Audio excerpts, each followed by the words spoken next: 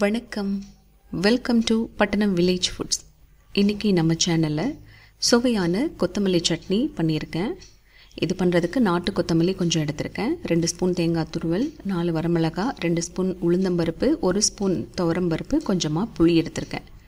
வடைச்சட்டியில் வரமிளகாய் சேர்த்துட்டு உளுந்தம்பருப்பு துவரம்பருப்பு சேர்த்துட்டு வறுத்துக்கலாம். மிதமான தீயில் வச்சு வறுத்துக்கலாம். பருப்பு வறுபட்டு நேரம் மாறினதும் எடுத்து வச்சுக்கலாம். அதே வடைச்சட்டியில் க்ளீன் பண்ணி வச்சுருக்கிற கொத்தமல்லியை கழுவிட்டு சேர்த்துக்கலாம். கொத்தமல்லி தழை வதங்கிறதுக்கு எண்ணெய் ஊற்றிக்கலாம். எண்ணெய் ஊற்றிட்டு இந்த மாதிரி வதக்கி எடுத்துக்கலாம். இதுவும் ஆறிட்டுருக்கட்டும். ஒரு மிக்ஸி ஜாரில் நம்ம வறுத்து வச்சுருக்கிற பருப்பு வரமிளகாய் சேர்த்துக்கலாம். இது கூடவே தேங்காய் துருவல், புளி சேர்த்துக்கலாம். சட்னிக்கு தேவையான உப்பு சேர்த்துட்டு அரைச்சி எடுத்துக்கலாம்.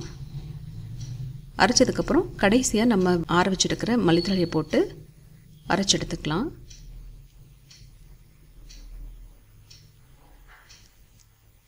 சுவையான கொத்தமல்லி சட்னி ரெடி ஆயிடுச்சு.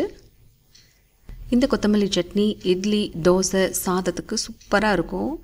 நான் இன்றைக்கி சாதத்துக்கு இந்த கொத்தமல்லி சட்னி பண்ணியிருக்கேன். மதியம் லஞ்சுக்கு இந்த கொத்தமல்லி சட்னி பண்ணிவிட்டு ரசம் வச்சுட்டு தயிர் வச்சு ஒரு அப்பளம் வச்சு சாப்பிட்டோன்னா சூப்பராக இருக்கும். இந்த வீடியோ உங்களுக்கு பிடிச்சிருந்தா லைக் பண்ணுங்கள், கமெண்ட் பண்ணுங்கள், சப்ஸ்கிரைப் பண்ணுங்கள் ஃப்ரெண்ட்ஸ். தேங்க்ஸ் ஃபார் வாட்சிங்.